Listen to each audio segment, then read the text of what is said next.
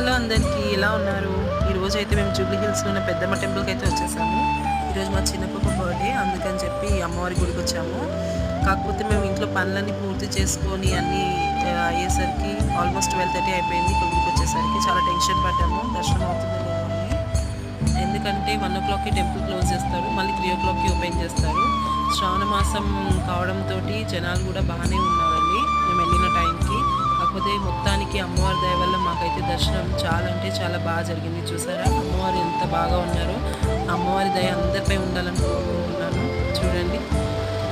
కాకపోతే ఈ పెద్దమ్మ టెంపుల్లో కూడా ఉన్న ఒక ప్రత్యేకత ఏంటంటే, ఇక్కడ ఏదైనా మన కోరిక కోరుకొని కాయిన్ నిలబెడితే నెరవేరుతుందని అంటారు. నేను కూడా కాయిన్ అయితే నిలబెట్టి ఒక కోరిక అయితే కోరుకున్నాను. చూద్దాం మా అమ్మ మరి ఏం చేస్తుందో. నా కోరిక కోరితే మీ అందరితో షేర్ చేసుకుంటాను. మీరు కూడా వీలైతే అమ్మవారిని ఒకసారి దర్శించండి. Thank you.